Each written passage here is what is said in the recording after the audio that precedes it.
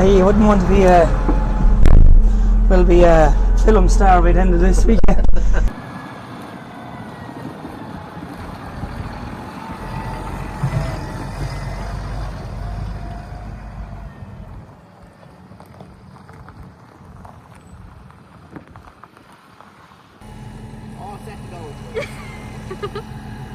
We'll pull out a bit of the plastic on the roll, and then you open this lad out, okay. Spin them out your way. There's a diagram here if you're ever stuck again, okay, for next time. So she comes off the roll, over your first roller, between the two rollers and out the bottom roller. Okay. So we'll throw it up. And she comes the gap here, then you get your hand in, and then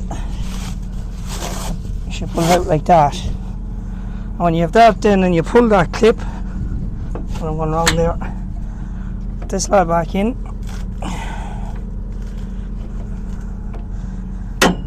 that's her in then, and then you pull that clip, and she comes back up against the roller, so that has to be tight all the time against the roller, and they read then if she's not putting out the plastic or she is putting out the plastic. So what you do then is you close the door, you hit this switch here,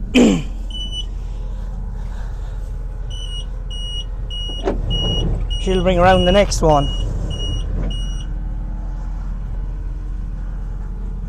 and we'll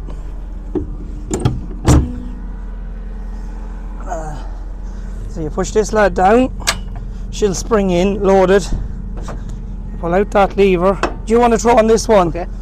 As I won't be here the next time. He'll be back watching his YouTube video. And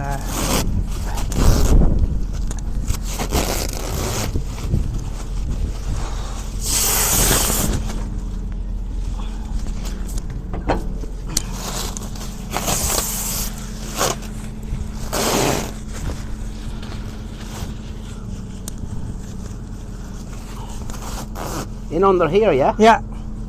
No, sorry, no. Over the first roller and in. Watch your, and then stick your hand in. And then bring her out.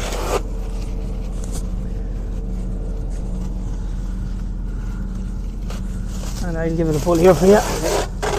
Now stick in that. I just push it? Yeah, and then lift up the roll while you're kind of pushing it in. She'll square it up then.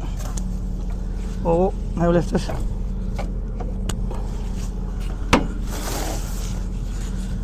Hold this up? Yeah.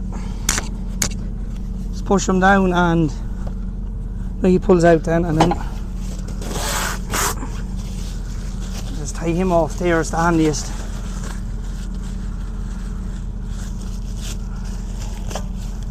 I'll run through these features here then with you.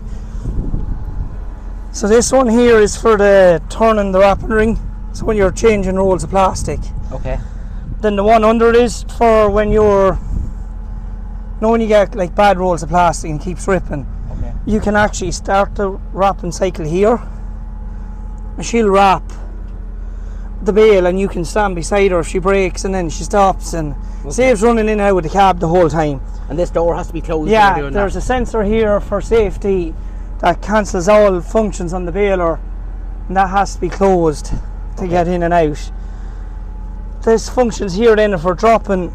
If you wanted to get in to pull out grass, you can actually drop the bumper bar down where the bale sits on.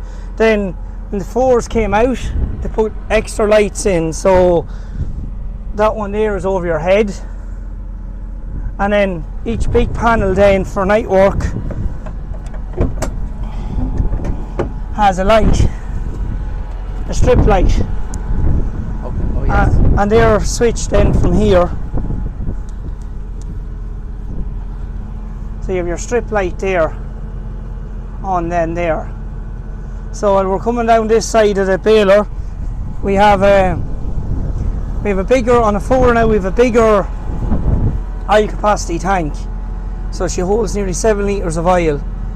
And then your grease then is your JCB 400 gram tubes of grease. And then maintenance then is just tightening chains and keeping an eye on chain tensions and stuff. Then you're coming along, then that's your sensor. Remember I was telling you about the black roller has to be turning? That's right, yeah.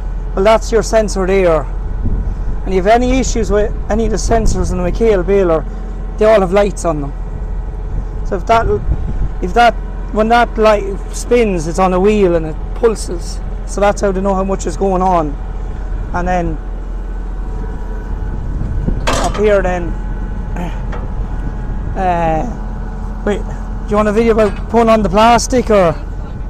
So when you roll in your plastic, it comes under the rubber roller and it comes back over the steel roller. Okay. And then back up across 2 steel aluminium rollers and down straight into the chamber. Okay. And that's the way. That's the maintenance on putting the plastic on. Rest of it's in the side. Your grease points then.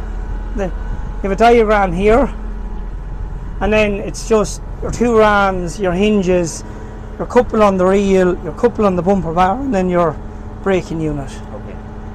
But like that one's thing. There's the thing I would be telling lads to keep an eye on. It's the bolts on the hinges. See them rove? Yes. After a while they can loosen. Always. They on both sides? Yeah. So that were that top door hinges. And I would tell lads once or twice a season, throw a pull bar on them. And how many is on that? there's 3? 2, 3, and there's about nearly 9. 9. And same the other side. And then we'll go around to the other side now, and a few bits to show you on this side. You'll notice, don't get worried about it, the bumper bar over time will drop. Right. A small bit, or you can, if you see her parked up for a season, she could be dropped 3 or 4 foot. It's to do with the seals in the ram, they're high pressure seals. So I wouldn't be getting too worried about it.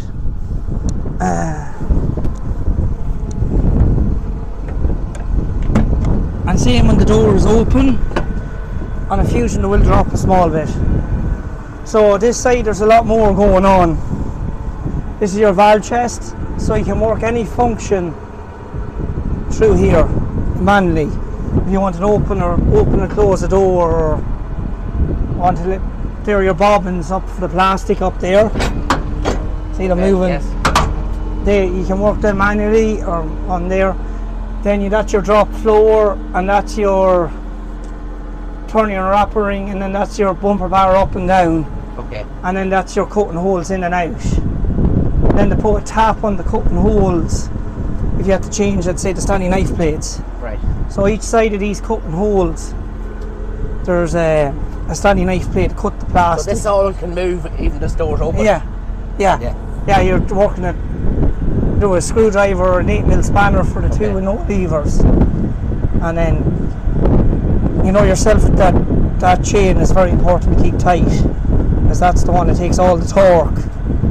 That's running your rotor and then running your reel, and that's the main one to make sure to keep an eye on it's tight. And then your accumulators and stuff, but they never give much trouble anyway. Then it's just, if you're want to know here, the pin for the greaser. So every time the bumper bar comes up and down, she'll pressurise, and then the grease sends pressure to the pump, and then when the grease comes in, that pin will shoot up and down. Okay. And there's one on the other door for the oiler. That's grand. You ever see a yoke nut taking the grease, or one with the yoke nut greasing? There's the first place you check. And like that, we're all right on heights. Our chassis height is running level, and we're not too high or too low to clean the ground or sweep the ground. What would you have run the crop wheels on your last baler on? I think it was the 3rd one. Yeah. It was the 3rd one down. Right. I think it was, yeah. Yeah, well, we'll set them there, and then we'll bail a bit, and we'll bail a bit and see how she's cleaning the ground. Should be a bit different than the setup your last baler. Say we're going to be too high in that height. As from there, as you bring her back up, 2 holes. As she'll be running the wheel without that much from the time. She'll be leaving a bit.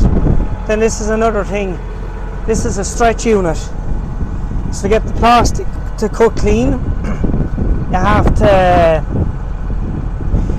to pull the plastic before it cuts. So what that's basically a brake.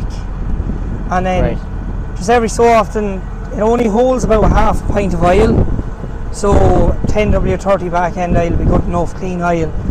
Just make sure that she's not running lower. Yeah, that's a cap and you can see the oil in it. But bar that. Just fill that to the top. Yeah. Fill it at the top and you'll be ready to go. So, and then you know here's your V-snippets for your hinges here, and you can see the bolts easier this side. See the way they're done? Oh yes, yeah. The square, your main ones to keep tight. So, we'll get going, we'll get out and get baling now and see how we get on and make some money. Yeah, that's the truth of this weather.